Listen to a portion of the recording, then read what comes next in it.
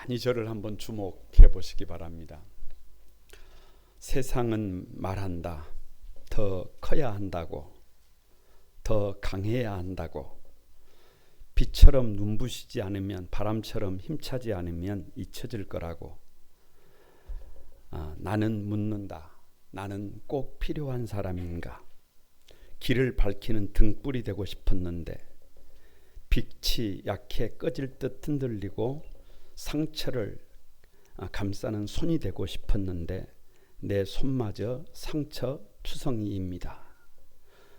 그러나 어디선가 들려오는 작은 목소리, 너는 꼭 필요한 사람이다. 크지 않아도, 강하지 않아도, 흔들리는 등불이어도, 상처난 손이어도. 여러분, 우리 다 같이 앞뒤 전후 좌우를 보면서 한번 이렇게 인사해 봅니다. 너는 꼭 필요한 사람이다. 너는 하나님께서 세우신 귀한 사람이다.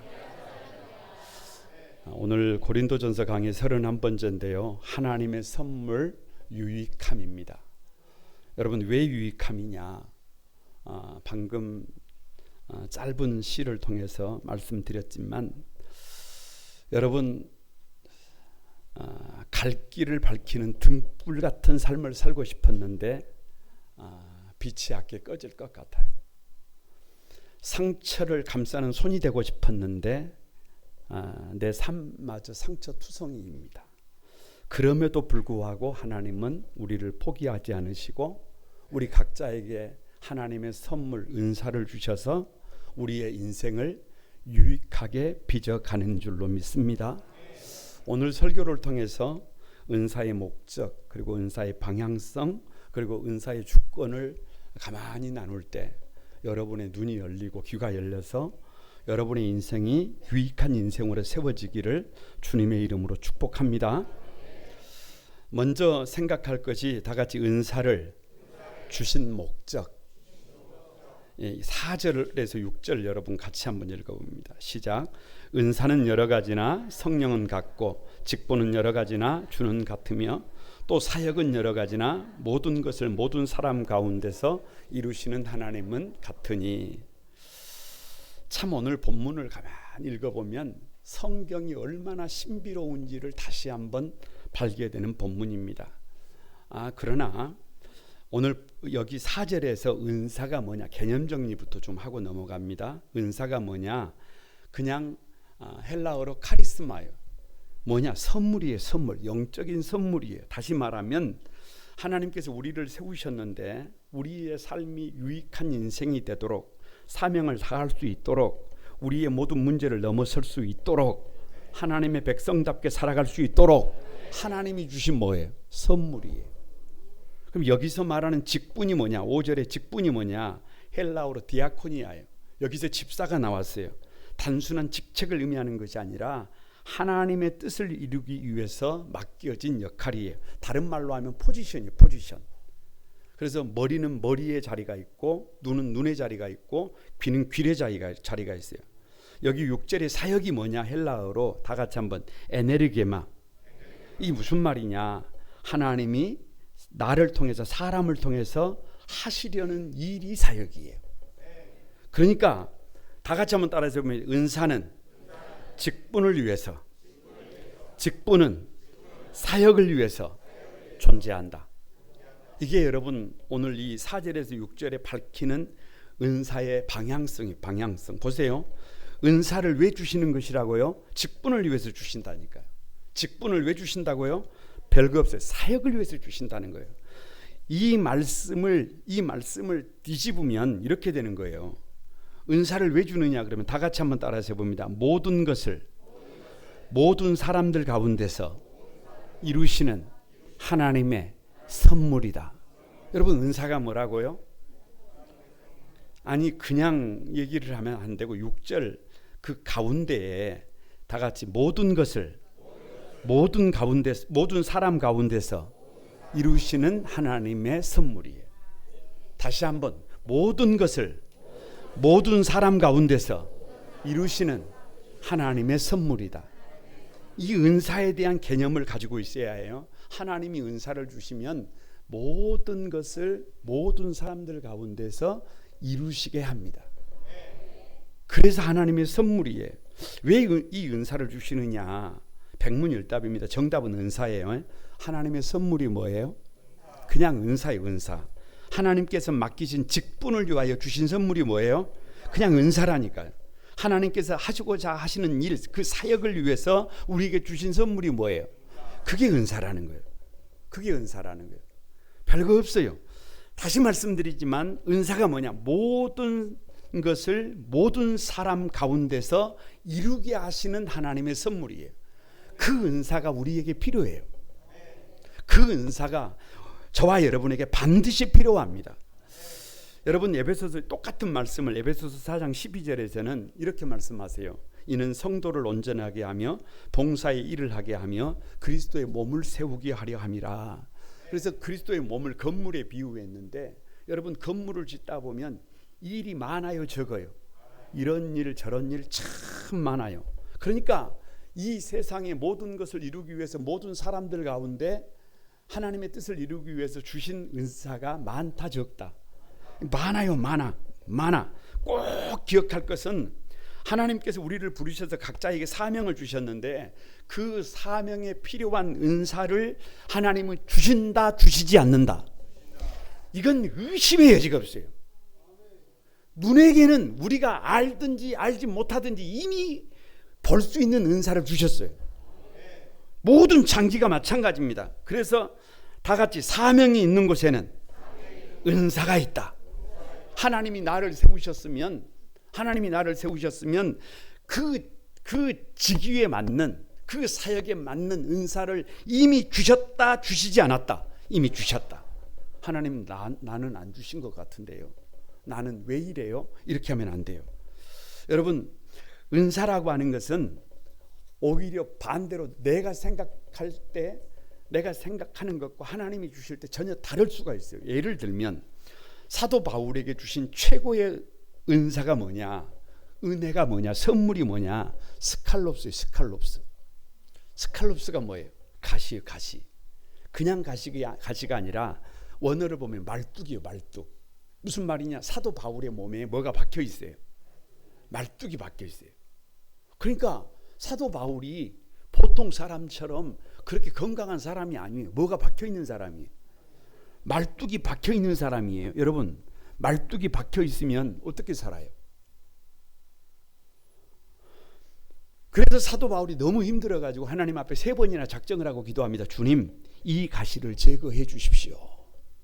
그런데 문제는 하나님이 그 기도를 들어줘요, 안 들어줘요? 안 들어줍니다. 오히려 이렇게 말씀하세요. 다 같이, 내 은혜가 내게 족하다. 아니, 은혜가 좋게 돼요. 그러면서 이는 왜냐하면 내 능력이 그 약한 데서 온전해진다. 약한 거기에서 퍼펙트해진다. 말이 안 돼요. 이거는 말이 안 되는 거예요. 아니, 사도 바울의 입장에서는 이건 말이 안 돼요. 그런데 시간이 지나고 나서 보니까 바울에게 있었던 그 가시 때문에, 그 가시가 질병입니다. 그 간질 때문에 그렇게 가고 싶었던, 자기가 세웠던 교회를 갈 수가 있어요, 없어요? 없어. 그래서 가지는 못하고 편지를 씁니다. 그게 바울 서신이에요. 그게 신약 성경에, 여러분, 바울 서신이 거의 전부예요. 거의 전부. 그러니까 바울에게 가시가 최고의 은사가 된 줄로 믿습니다. 요즘 들어서 다른 사람이 가니까 나도 간다, 다른 사람들이 좋다고 하니까 나도 한다, 뭐 이런 분들이 참 많아요. 생각해 봐야 해요. 다른 사람들이 이 정도 스펙을 가져야 이 험난한 세상을 살아간다. 그러니까 트렌드를 따라서 열심히 그런 스펙을 막 챙깁니다. 여러분, 죄송하지만 이러다 이것도 아니고 저것도 아닌 잡스러운 인생이 됩니다. 은사는 그런 게 아니에요. 은사는 내가 싫어도, 내가 원치 않아도, 내가 힘이 들어도 지금 내가 서 있는 이 자리에서 하나님의 뜻을 이루게 한 것이 은사임을 믿습니다. 여러분께 묻습니다. 은사는 단순히 나만을 위해서 주신 것이다, 아니다? 이걸 분명히 해야 해요. 아니에요. 여러분, 이게 아니에요. 은사는 단순히 나를 위해 주신 것이 아니라 모든 것을 모든 사람들 가운데서 이루시기 원하시는 하나님의 목적을 위해서 주신 것이 은사임을 믿습니다. 그러니까 이 은사를 받은 사람이 누구만 생각하면 안 된다. 나만 생각하면 안 된다. 나밖에 몰라서는 안 된다. 그런데 고린도 교회 은사자들이 무리를 일으킨 것이 뭐냐? 자기를 생각했다는 거예요. 자기만 생각했다는 거예요. 자기밖에 몰랐다는 거예요. 그래서 고린도 교회가 문제 백화점이 된 것입니다. 왜 은사를 주셨느냐? 다시 한번 4절을 봅니다. 다시 한번 4절을 봅니다. 은사는 여러 가지나 성령은 같고, 5절에 직분은 여러 가지나 주는 같고, 6절에 또 사역은 여러 가지나 마지막에 하나님은 같으니. 자 보세요. 여기에 비밀이 있어요. 여러분에게 묻습니다. 답해 보세요. 많은 은사가 있는데 그 은사를 주신 분이 누구예요? 하나님이 아니에요. 정확하게 성령님. 은사는 여러 가지나 성령은 같고, 많은 은사가 있지만 그 은사를 주시는 분은 누구라는 거예요?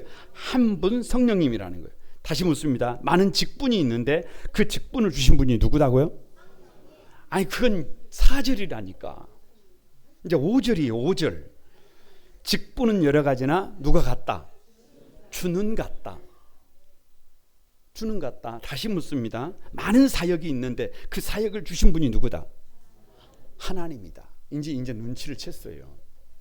이제 눈치를 챘어요. 이게 무슨 말이냐? 여기 함정이 뭐냐 그러면, 여기에 키워드가 뭐냐 그러면, 은사도 직분도 사역도 다 같이 관계 속에서 찾아야 한다. 이게 무슨 말이냐? 이게 무슨 말이냐? 여러분, 우리 자신의 은사가 뭔지 어떻게 알 수 있느냐? 하나님께서 나에게 주신 은사가 무엇인지 많은 사람들이 그 은사를 찾을 때, 여러분, 내가 무엇을 잘할 수 있는가를 찾아요. 내가 좋아하는 것, 내가 잘하는 것, 내 능력이 뭔가, 여기에 초점을 맞춰가지고 찾아요. 여기에 조금 문제가 있어요. 여기 좀 문제가 있어요. 오늘 성경은 그런 얘기를 하지 않고 있어요. 어떻게 얘기하느냐? 오늘 성경은, 여러분, 성령님, 은사는 성령님이, 직분은 예수님이, 사역은 하나님이. 무슨 말이에요? 관계예요. 관계예요. 그러니까 우리의 은사를 어디서 찾느냐? 관계 속에서 찾는다. 상황 속에서 찾는다. 하나님이 나를 세운 자리에서 하나님의 요청이 무엇인지 보면 내게 주신 은사가 뭔지를 알게 돼요. 그래서 자신의 은사를 발견하는 방법이 뭐냐 그러면, 첫 번째가 공동체 속에서 찾는 거예요. 내가 좋아하는 걸 찾는 게 아니고 공동체 속에서, 다시 말하면 공동체 속에서 나에게 기대하는 것이 무엇인지를 보면 돼요. 나에게 내가 거룩한 꿈한소망교회 담임 목사인데 내가 좋아하는 대로 가버리면 돼요? 안 돼요? 그건 은사가 아니에요. 내가 아버지로 살고 있어. 그런데 아버지가 다른 사람 아무도 생각하지 않고 자기 하고 싶은 거 자기가 원하는 대로 가버려. 그걸 은사라 그래요? 그건 망난이라고 그래요. 요즘 우리 젊은 세대가 자칫 잘못하면 이 은사를 전혀 비껴갑니다. 내가 좋아하는 것이 은사라고 생각하면 그게 여러분 문제가 있어요. 공동체가 나에게 기대하는 것이 뭔지를 생각하는 거예요. 내가 할 때 그러면서 기쁨이 있고 유익이 되는 것이 무엇인지를 찾는 것이 은사의 첫 번째 걸음이에요. 두 번째가 뭐냐? 사역 속에서 발견하는 것입니다. 보세요. 다른 사람들은 똑같이 세상을 볼 때 아무 문제의식을 못 느껴요. 그런데 이상하게 나는 그 문제를 보면 거기에 문제가 뭔지 보여요. 거기가 이렇게 돼야 되는데라는 자꾸 그런 생각이 들어요. 다른 사람들은 아무 문제의식이 없어요. 그런데 나는 저렇게 가면 안 되는데 저건 아닌데, 이런 생각이 있다고 한다면 이미 그 사람은 그쪽 부분에 뭐가 있는 사람이에요. 은사가 있는 사람이에요. 그래서 사역 속에서 은사를 발견하는 거예요. 그걸 체크해야 해요. 세 번째 방법이 뭐냐 그러면 말씀과 기도 속에서 발견하는 거예요. 하나님이 내게 주신 달란트가 뭔가, 내가 이 공동체 속에서 내가 할 수 있는 것이 뭔가, 지금 내 삶의 자리에서 하나님이 원하시는 역할이 뭔가, 말씀과 기도를 통해서 가만히 여러분 달려갈 때 체크할 수 있는 것이 나에게 주신 은사예요. 은사. 결국 은사는 다 같이 내가 원하는 것이 아니라 공동체가 무엇을 필요로 하는지, 눈 뜨는 게 그게 은사의 첫걸음이에요. 많은 사람들이 오해를 하고 있는데 오해를 하고 바로 잡아야 해요. 바라기는 한소망의 모든 성도들이 자기 은사를 발견하고 자기 자리에서 사명을 다하는 멋진 하나님의 사람들이 되기를 주님의 이름으로 축복합니다. 다 같이 한번 내가 좋아하는 것만 쫓아가면 망한다. 이걸 확실히 해야 해요. 이걸 확실히 해야 해요. 그러니까 어떤 삶으로 바꿔야 해요? 공동체가 원하는 삶이 뭔지를 봐야 해요. 우리 가정에서 나에게 기대하는 것이 뭔지를 볼 줄 알아야 여러분 사람이 사람다운 유익한 사람으로 돌아옵니다. 지금 혹시 나 한 사람의 만족을 위해서 나 한 사람을 위해서 여러분 그렇게 달려가고 내가 좋아하는 길을 달려가고 있다고 한다면 그 망하는 길이에요. 그러나 어려움이 있어도 문제가 있어도 우리 가정에서 나에게 기대하는 그곳을 향해서 방향을 바꾸고 있다면 공동체 안에서 필요에 여러분이 응답하고 있다면 여러분의 삶에는 하나님이 일하실 것을 믿습니다. 반드시 여러분을 축복하실 것을 믿습니다. 그 믿음의 주역이 되기를 바랍니다. 두 번째가 은사의 방향성이에요. 7절입니다. 다 같이 한번 읽어봅니다. 시작. 각 사람에게 성령을 나타내심은 뭐하게 하려 하심이라. 유익. 각 사람에게 성령을 나타내심은 우리를 어떻게 하시려고? 유익하게 하려 하시고. 그러니까 은사는 방향성이 있어요. 다 같이 한번 따라하시고 은사는 능력이 아니라 유익이다. 은사를 얘기하면 다 뭐라고 생각하느냐 그러면 능력이라고 생각해요. 능력이 있어야 문제를 해결할 수 있다는 거예요. 그래서 능력과 비슷한 말이 재능이잖아요. 재능. 다 뭐 그렇게 생각합니다. 왜요? 능력이 있는 사람이 사회에서 인정을 받잖아요. 능력이 있는 사람이 높은 자리에 올라가잖아요. 능력이 있는 사람이 성공하잖아요. 그러니까 이 능력의 방향은 늘 어디를 향해요? 위를 향해. 위를. 더 높은 자리, 더 큰 성취를 목표로 합니다. 그런데 은사는 그런 게 아니에요. 은사는 방향이 달라요. 은사는 위로 가지 않습니다. 다 같이 은사는 나의 직분으로 향한다. 은사는 나의 사역으로 향한다. 하나님께서 내게 주신 은사 왜 주셨다고요? 직분을 위해서, 사역을 위해서. 그러니까 위로 가라고, 더 높은 것으로 올라가라고, 최고가 되라고, 모든 사람보다 높은 곳에 있으라고 은사를 주신 것이 아니라니까. 예를 들면 한 의사가 있어요. 신의 손이에요. 신의 손. 죽은 사람도 살립니다. 수술을 하면 죽은 사람도 살려. 그런데 이 사람이 그 은사를 가지고 오직 돈을 벌기 위해서만 수술을 한다면 어떻게 되겠어요? 이건 문제가 있어요. 그러면 유익한 은사가 되기가 어려워요. 은사도 마찬가지예요. 하나님이 주신 은사는 내가 높아지고 내가 인정받고 내가 그래서 어찌 보면 최고의 존재가 되는 것이 아니라 하나님이 주신 은사는 다 같이 다른 사람을 살리고 다른 사람을 세우고 공동체를 위하는 거예요. 그러니까 뭐 하라고 주시는 거예요? 다 같이 살리고 위하고 그러라고 주신 것이 은사예요. 그러라고 주신 것이 은사. 그렇게 살다가 보면 누가 세워져요? 내가 세워져요. 그렇게 살다가 보면 누가 힘을 주세요? 하나님이 힘을 주세요.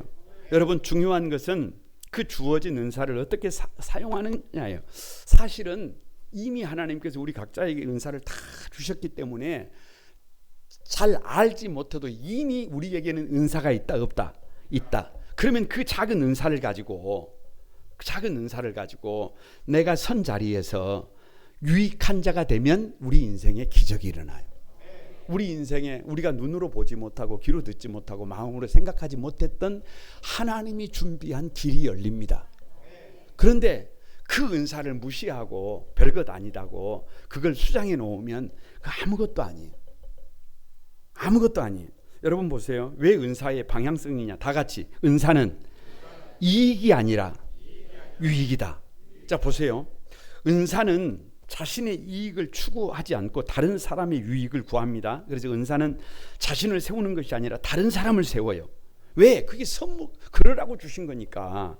여러분께 묻습니다. 왜 많은 사람들이 은사를 받고도 사용을 안 해요? 별거 없어요. 이익이 되지 않으니까.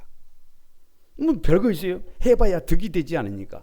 믿음으로 산다고 하지만 삶의 방향이 이익에 초점이 맞춰져 있으니까 돈이 되면 하고 돈이 안 되면 하지 않아요. 이것은 은사의 길이 아니에요. 이건 믿음의 길이 아니에요. 은사의 길은 다 같이 돈이 되지 않아도, 손해가 되어도 그것이 다른 사람들에게 유익이 되면 믿음으로 걷는 거예요. 내가 가진 작은 것을 가지고 공동체에 들어가는 거예요. 여러분, 우리 교회는 기초 단위가 진이에요. 진. 청년들도 진이고 장년들도 진입니다. 진에 들어가면, 여러분, 진에 들어가면 막 기분이 막 좋아요, 별로 어떻게, 그냥 좀 그래요. 뭘 그래, 그냥 좀 그렇지. 별거 없어요. 솔직하게 말씀드리면 진 다 섬겨야 될 사람들이죠. 그러면 여러분 한번 생각해 보세요. 여러분이 그 진에 들어갔는데, 진에 들어가도 별 유익이 안 돼. 도움이 안 돼.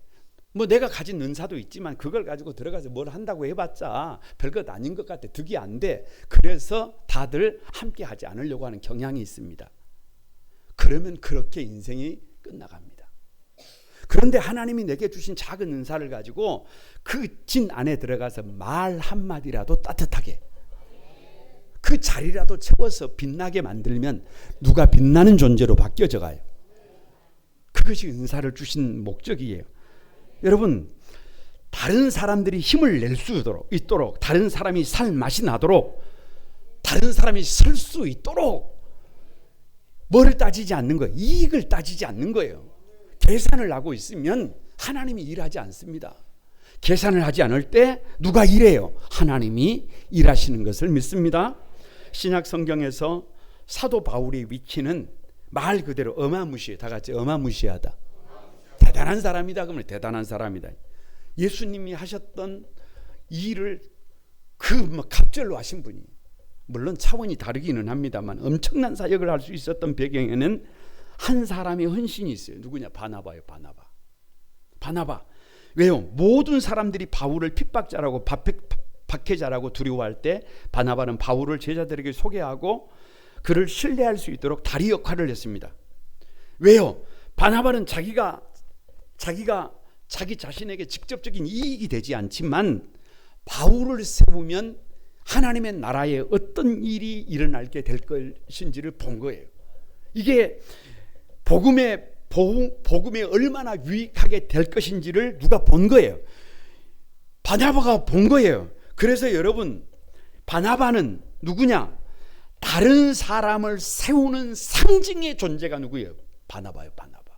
그러니까 바울이 있을 수 있었던 배경에는 누가 없으면 안 돼요. 누가 없으면, 바나바가 없으면 안 돼요. 그러니까 그 바나바는 그 이후로 사람을 세우는 대명사가 누구예요? 바나바예요. 바나바. 우리 한소망교회에 이 은사를 가지고 이익을 쫓아서 살아가지 않고 정말 다른 사람들의 유익을 쫓아서 살아갔더니 하나님께서 이렇게 나의 삶을 채워주셨다라고 하는 간증들이 넘쳐나게 되기를 주님의 이름으로 축복합니다. 왜 은사의 방향성이냐? 세 번째가, 여러분 다 같이, 은사는 분쟁이 아니라 하나됨이다. 왜요? 은사는 각기 달라요. 은사는 각기 달라. 여러분, 부부를 로또라 그러잖아요. 로또.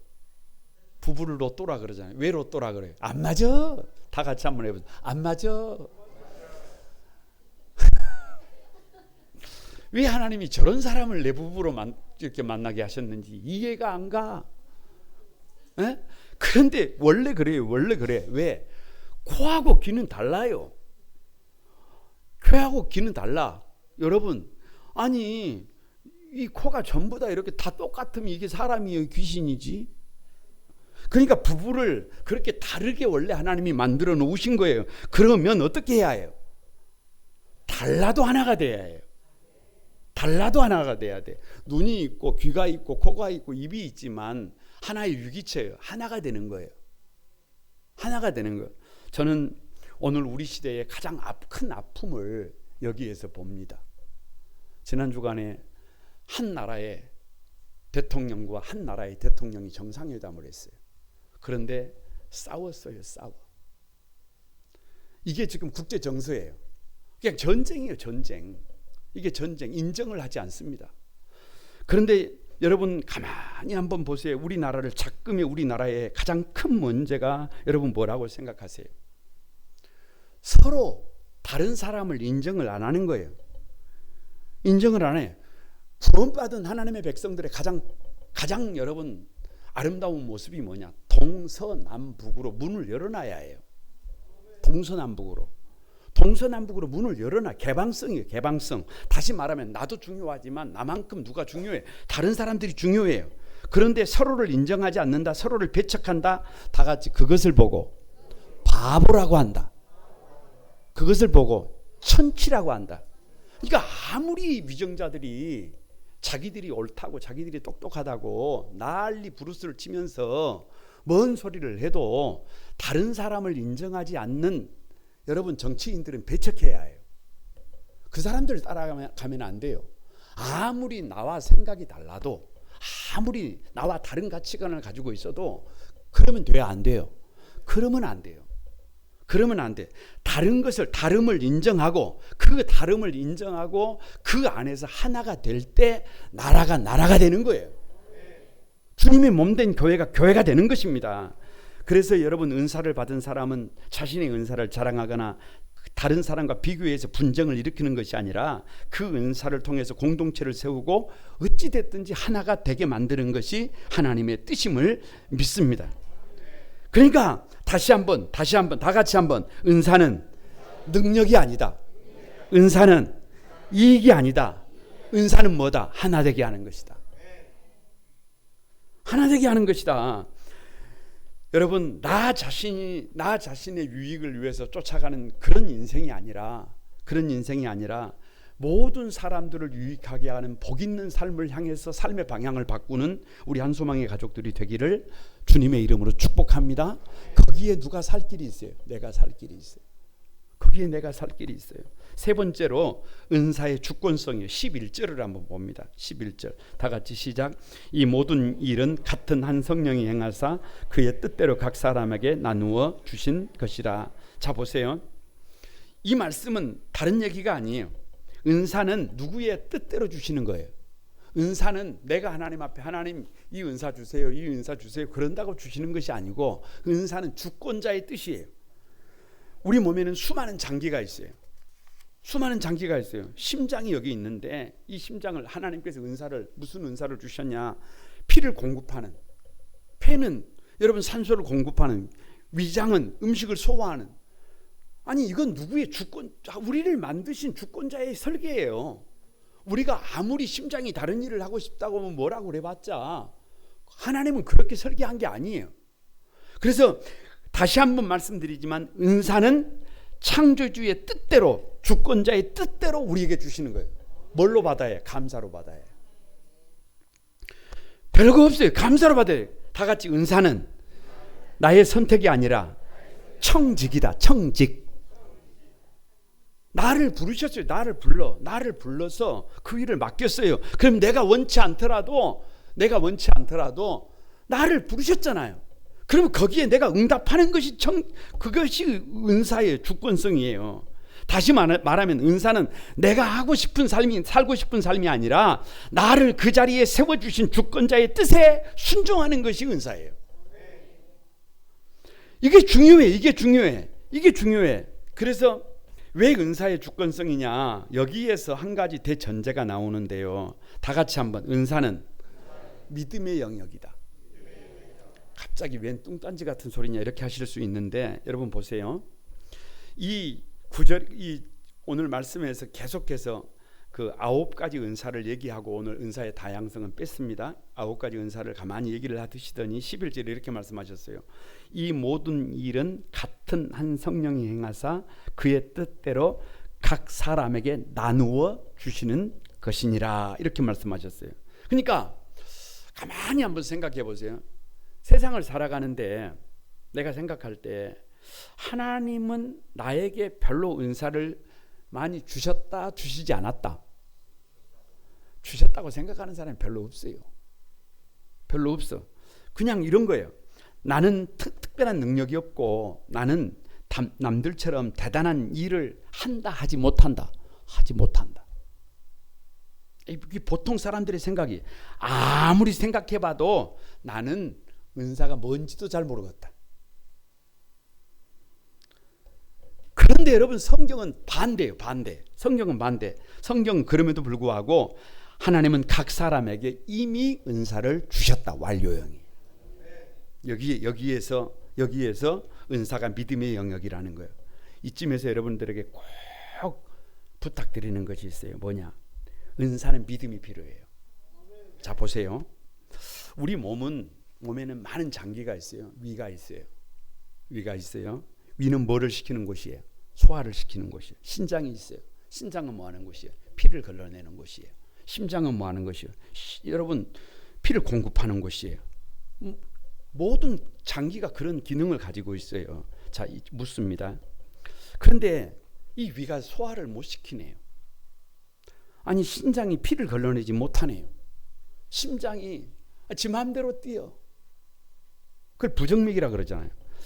이쯤 되면 제가 여러분에게 한번 물어봅니다. 이런 장기들에게 이 일을 1번 시켜야 한다, 2번 시키지 말아야 한다. 자, 1번, 이런 장기는 일을 시키지 말아야 한다. 2번, 그래도 시켜야 한다. 여러분, 그냥 제가 몰라서 물어보는 게 아닙니다. 여러분의 생각의 변화를 드리기 위해서 지금 물어보고 있는 것입니다. 여러분, 시켜야 합니다. 시켜야 해요. 감당할 수 있을 것으로 믿고 감당할 수 있을 것으로 믿고 작은 일이라도 맡겨서 힘이 들게 해야 합니다.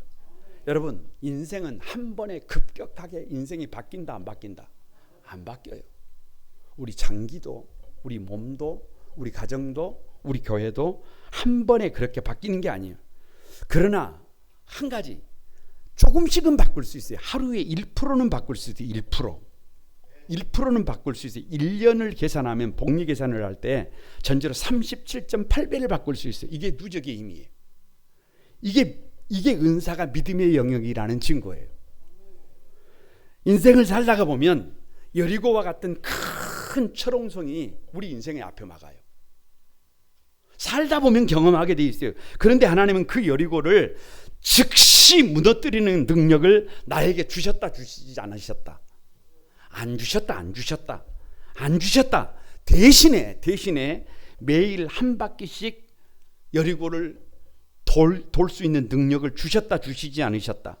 주셨다. 왜냐? 하나님은 한 번의 기적이 아니라 믿음을 가지고 믿음의 원리를 가지고 꾸준히 하루에 한 바퀴씩 돌게 하셨습니다. 이게 누적의 원리예요. 아니, 이렇게 하루에 한 바퀴씩 돈다고 무슨 일이 일어날까? 무슨 의미가 있을까? 여리고가 무너질까? 이런저런 생각이 많을 것입니다. 그러나 결과가 뭐예요? 철옹성 여리고는 무너져. 이스라엘 백성들이 하루에 한 바퀴씩 돌았던 것처럼 은사도 그런 거예요. 은사도 꾸준한 믿음의 실천이 필요합니다. 늘 강조하는 것이죠. 저와 여러분이 그림을 그리는 화가라고 생각해 보세요. 언제 우리 인생에 수천만 달러의 명화를 나도 한번 멋지게 팍 그려놓을 수가 있느냐? 이게 관건이잖아요. 제가 여러분에게 묻습니다. 4천만이 즐겨 찾는 객관식입니다. 1번, 영감이 올 때까지 붓을 들지 않는다. 2번, 영감이 오지 않아도, 피곤해도, 스트레스가 많아도, 도무지 그림을 그릴 수 있는 환경이 안 돼도 오늘도 붓을 들고 그림을 그린다. 한 편의 작품을 만들어낸다. 자, 묻습니다. 1번이에요, 2번이에요? 자, 1번이라고 생각하는 사람, 교회 나오지 마세요. 그래가지고 인생이 안 바뀌어요. 그래가지고 명화를 못 만들어냅니다. 아파도, 힘이 들어도, 비가 와도, 눈보라가 몰아쳐도, 스트레스를 받아도, 앞이 안 보여도 오늘도 붓을 들고 한 점의 작품을 만들어낼 때 거기에 하루가 더해지고 1년이 더해지고 10년이 더해지고 50년이 더해지면 뒤를 돌아보면 전부가 명화로 바뀌어져 있어요. 그게 인생이. 그래서 은사는 믿음의 영역이 믿음의 영역. 이스라엘 백성들이 하루에 한 바퀴씩 돌았다고 성이 무너지지 않았습니다. 그러나 매일 순종해서 돌다 보니까 눈으로 보지 못하고 귀로 듣지 못하고 마음으로 생각하지 못했던 기적이 일어난 것입니다. 여러분, 은사는 다시 말씀드리지만 은사는 내가 받고 싶다고 받는 게 아니라 하나님의 주권입니다. 그러기에 믿음을 가지고 믿음으로 반응하면 반드시 하나님의 은혜를 경험하게 되어 있는 줄로 믿습니다. 거룩한 구만 소망의 사랑하는 가족 여러분, 주님께서 주신 그 은사를 가지고 우리 서로를 좀 세웁시다. 서로를 좀 유합시다. 막 세우고 살리고 그래서 가정이 살아나고 사랑하는 사람들이 살아나고 여기저기에서 막 성장하는 기쁨을 누리고 감사를 누리고, 그래서 주님의 뜻을 이루어가는 우리 한소망의 모든 가족들이 되기를 주님의 이름으로 축복합니다.